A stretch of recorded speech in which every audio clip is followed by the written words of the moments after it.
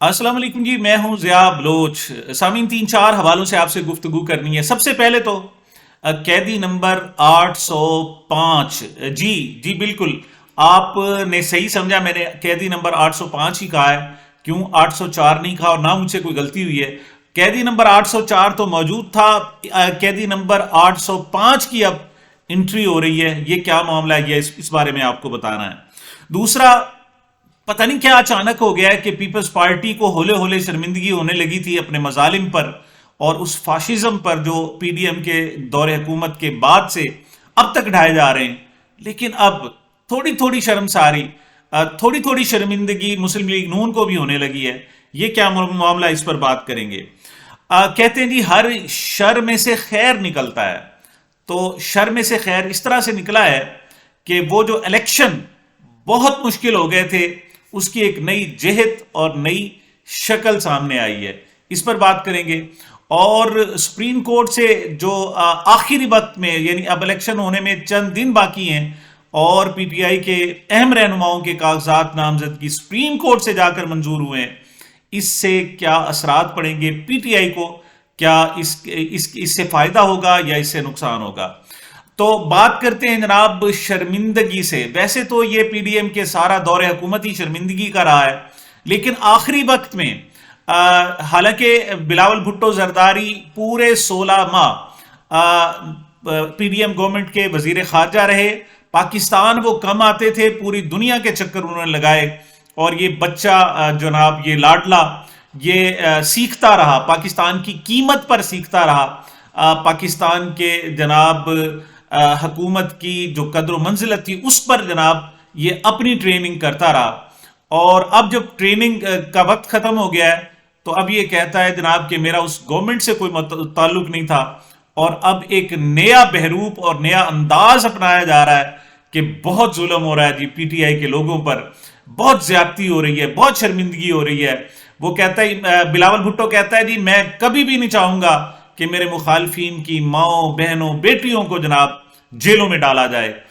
مطلب یہ فاشسٹ لوگ مسلم لیگ نون اور اس کے ساتھی ہیں جو ایسا کر رہے ہیں، ورنہ میں ایسا نہ کروں۔ بلکہ اس نے تو یہاں تک کہہ دیا بلاول بھٹو زرداری صاحب نے کہ میں جس وقت وزیر اعظم بنا میں اسی وقت سیاسی قیدیوں کی رہائی کا باقاعدہ حکم دے دوں گا۔ آپ کو یاد ہے کہ ایک وقت ایسا بھی آیا تھا جب ججز کو قید کر دیا گیا تھا، ججز قید تھے۔ یہ پی ٹی آئی والے ویسے کہتے ہیں کہ ہم پر بڑا ظلم ہو رہا ہے، ایک وقت ایسا بھی آیا تھا، مشرف کا دور تھا کہ جب پی ٹی آئی کے لوگوں کو جب ججز کو قید کر دیا گیا تھا، چیف جسٹس آف پاکستان اس وقت کے، ان کو جناب نظر بند کر دیا گیا تھا، بلکہ قید کر دیا گیا تھا۔ تو اس وقت جب گیلانی وزیر اعظم بنے تو انہوں نے آتے ہی پہلا جو کام کیا بطور وزیر اعظم، آرڈر جاری کیا، وہ یہ تھا کہ تمام جو قیدی جج ہیں ان سب کو رہا کر دیا جائے، اور اس کے چند منٹوں بعد ہی انہیں رہا کر دیا جائے گا۔ شاید بلاول بھٹو زرداری بھی اسی طرف اشارہ کر رہے ہیں کہ جب پیپلز پارٹی کی حکومت آئی تھی اور ہم نے ججز کو رہا کر دیا تھا، اسی طرح سیاسی قیدیوں کو بھی فوری طور پر رہا کر دیا جائے گا۔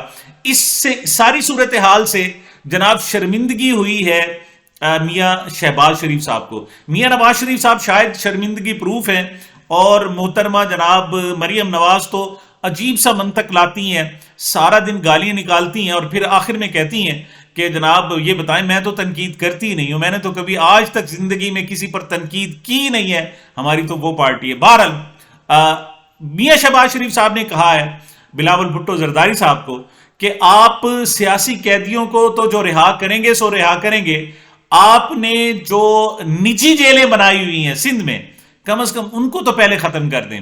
مطلب تانے پہ تانا، نیلے پہ دیلا انہوں نے مارا ہے۔ باتیں دونوں کی صحیح ہیں، لیکن شہباز شریف صاحب نے آخر میں کہا کہ جناب میاں نواز شریف کا جو دور تھا اس میں کوئی ایک بھی سیاسی قیدی موجود نہیں تھا۔ البتہ میاں شہباز شریف صاحب نے یہ نہیں کہا کہ جناب جو ان کا اپنا، جب وہ وزیر اعظم تھے تو وہ کس کا دور حکومت تھا، اور اس میں 20,000 سے زائد سیاسی قیدیوں کو کیوں گرفتار کیا گیا، ان پر کیوں مظالم ڈھائے گئے، کیوں ظلم کیا گیا، اور فاشزم کی نئی تاریخ پاکستان میں رقم کی گئی، تو وہ کون تھا؟ کیا وہ شہباز شریف صاحب کی گورنمنٹ نہیں تھی، یا ان کی حکومت نہیں تھی، یا ایون اب جب کہ نگران ہیں تو کیا یہ میاں شہباز شریف صاحب اور اس وقت کے اپوزیشن لیڈر کے نامزد کردہ حکمران نہیں ہیں؟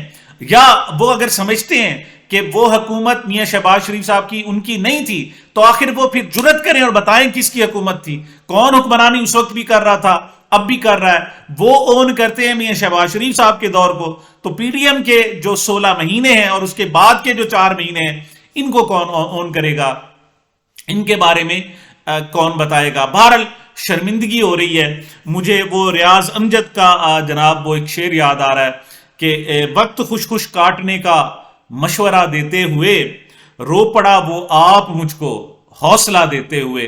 ان لوگوں نے اتنے ظلم کیے ہیں، اتنے زیادتیاں کی ہیں کہ اب ان کو خود رونا آ رہا ہے، لیکن یاد رکھیے گا یہ لوگ اپنے کیے پر بہت زیادہ شرمندہ ہوں گے اور شرمندہ ہوں گے، بلکہ ایک وقت آئے گا کہ یہ دھاڑے مار کر روئیں گے کہ ہمیں ایسا نہیں کرنا چاہیے تھا۔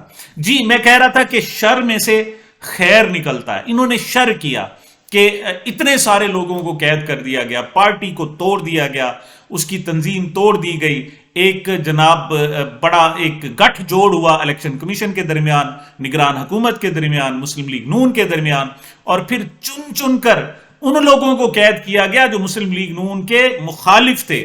اس میں 9 مئی کا کوئی چکر نہیں ہے، آپ جتنے بھی لوگ ہیں ان میں صنم جاوید ہوں وہ اس وجہ سے مخالف ہیں کیونکہ وہ مریم نواز کے خلاف انہوں نے الیکشن لڑنے کا اعلان کر دیا تھا۔ اس میں جناب آپ دیکھیں ڈاکٹر یاسمین راشد اس وجہ سے قید ہے کہ انہوں نے میاں نواز شریف کے خلاف الیکشن لڑا تھا۔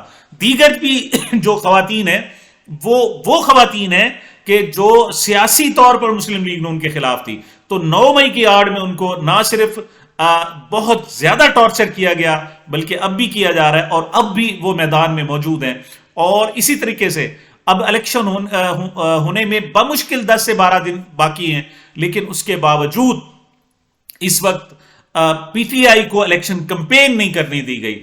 میں کہتا ہوں کہ یہ ایک شر تھا، لیکن اسی میں سے خیر نکلی۔ خیر یہ نکلی ہے کہ وہ لوگ جو جیل میں موجود ہیں، ایون چھپے ہوئے ہیں، کچھ بھی کر رہے ہیں، ان کی الیکشن کمپین بہترین ہو رہی ہے۔ شاید ایسی کمپین تو ان کی زندگی بھر میں کبھی نہ ہوتی۔ اور اس حوالے سے تو وہ کہتے ہیں کہ عمران خان جو ہے یہ ایسے لگتا ہے کہ گھیر گھار کر انہیں اپنی فیلڈ میں لایا ہے۔ اس نے یہ پریٹینڈ کیا، اس نے یہ ظاہر کیا کہ شاید وہ گرفتاری سے ڈرتا ہے، اور اس کو وہ لمبا لے گیا، اور یہ بھی امپیکٹ پڑنے لگے کہ شاید کوئی ڈرگز لیتا ہے یا کچھ اور ہے، تو شاید یہ 2 سے 3 دن جو ہے وہ قید خانے میں نہیں گزار سکے گا، جیل میں نہیں گزار سکے گا۔ اور عمران خان ان سب کو لے آیا، اب وہ جیل میں موجود ہے۔ اب ہے کیا، اس کی الیکشن کمپین ہو رہی ہے، اس کا خرچہ نہیں ہو رہا، باقی لوگ کروڑوں نہیں اب اربوں روپے پر، میں ابھی تفصیل بتاتا ہوں، اربوں روپے کا خرچہ کر رہے ہیں، اور وہ بغیر خرچ کیے وہ کمپین کر رہا ہے، وہ جو کبھی بھی نہیں کر سکتا تھا۔ وہ جیل میں بیٹھے ہوئے وہ جلسے کر رہا ہے جو کبھی بھی نہیں کر سکتا تھا۔ وہ جیل میں بغیر پوسٹر کے، بغیر جناب اشتہارات کے وہ کمپین کر رہا ہے جو اس کے مخالف کر رہے ہیں، بلکہ جو پولیس کر رہی ہے، ان پر ظلم ڈھا رہی ہے، زیادتیاں کر رہی ہے۔ تو اب یہ ایک طرف اربوں روپے خرچ کیے جا رہے ہیں، اور جو تفصیلات آ رہی ہیں وہ یہ ہے کہ اب 10 12 15 کروڑ روپے سے الیکشن لڑنا ناممکن ہو چکا ہے۔ اب الیکشن کے اخراجات بہت زیادہ بڑھ چکے ہیں، بلکہ پاکستان میں جو سب سے زیادہ الیکشن پر خرچ ہو رہا ہے وہ سب سے پہلے علیم خان صاحب کر رہے ہیں، اور اس کے بعد جہانگیر ترین خان صاحب کر رہے ہیں۔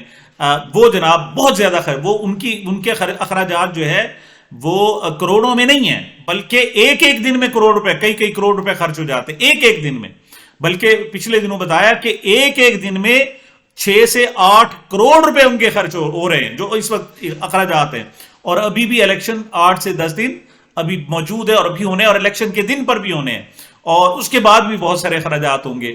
تو ایک اندازہ یہ تھا کہ علیم خان صاحب جو لاہور میں خرچہ کریں وہ 5000 روپے میں ایک ووٹ خریدنا بڑا اعزاز سمجھتے ہیں۔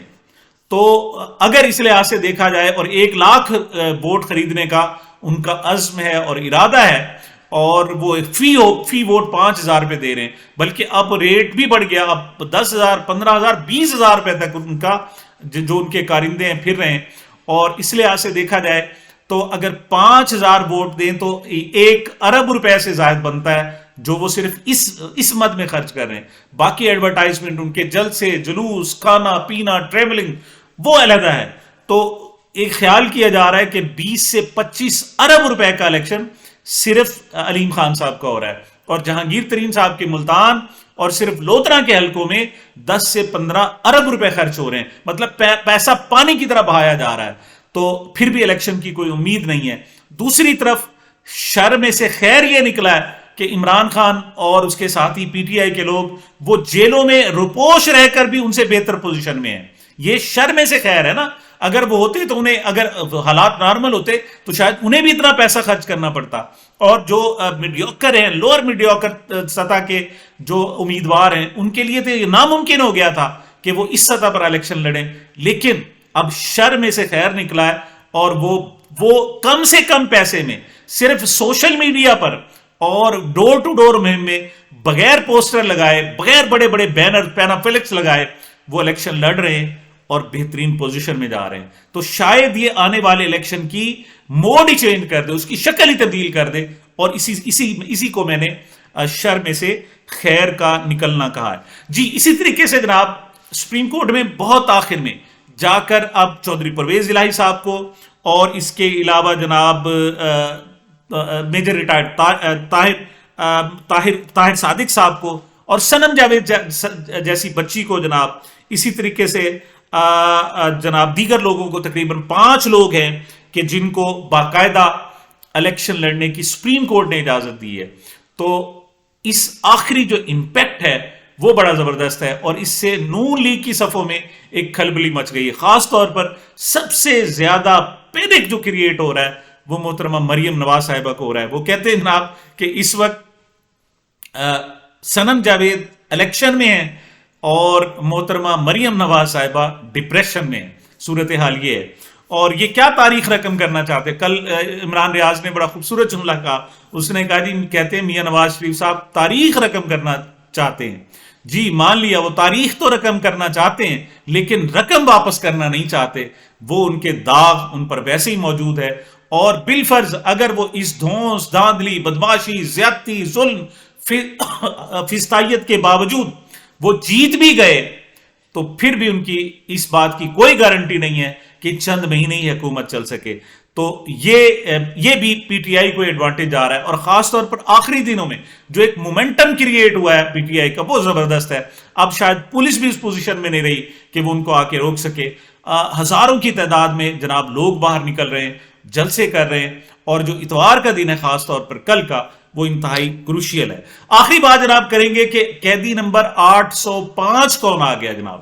تو یہ بڑا دلچسپ واقعہ ہے کہ گزشتہ روز قیدی نمبر 804 یعنی عمران خان صاحب جیل میں صحافیوں سے گفتگو کر رہے تھے، اور ان سے پوچھا گیا کہ آپ شاہ محمود قریشی کے بارے میں کیا کہنا چاہیں گے. تو انہوں نے کہا کہ یہ میرا وہ ساتھی ہے جو ہر وقت میرے ساتھ ثابت قدم رہا ہے، جس نے ہر مشکل وقت میں میرا ساتھ دیا ہے، اور اس کی جو محبت ہے اور خلوص ہے وہ کسی جناب آزمائش کا سے متعلق نہیں ہے، بلکہ ہر آزمائش میں وہ پورا اترا ہے. تو اس پر جناب اس نے کہا کہ اگر مجھے قیدی نمبر 804 کہا جا رہا ہے تو میں کہتا ہوں کہ شاہ محمود قریشی جو ہے قیدی نمبر 805 ہے. تو خان صاحب نے خود ہی اپنے ہاتھ سے جناب ایک سرٹیفکیٹ دے دیا ہے کہ شاہ محمود قریشی قیدی نمبر 805 ہے. اور ان کا جوش اور جذبہ دیکھیں، جو الیکشن قریب آ رہے ہیں خان صاحب ایک نئی سپرٹ میں آ رہے ہیں. وہ جناب اس وقت سب سے زیادہ جو فوکس ہے وہ الیکشن پر کر رہے ہیں. وہ اپنے پیغامات بھیج رہے ہیں اور نئی منیوٹ سی چیزوں کو بھی مانیٹر کر کے وہ بھیج رہے ہیں. اور جو اتوار کا دن ہے یہ بہت ہی سگنیفیکنٹ ہے، اور عمران خان صاحب جیسے چاہتے ہیں ایسے لوگ پبلک نکل آئی تو میں سمجھتا ہوں کہ یہ سارے الیکشن کا اور ٹوٹل لندن پلان اور لندن ایگریمنٹ کا شاید جنازہ ہی نکل جائے. بہرحال یہ میری جناب اب تک کی گزارشات تھی. مجھے میرے اس چینل کو اپنی محبت اور دعاؤں میں یاد رکھیے گا. ملتے ہیں چھوٹے سے وقفے کے بعد.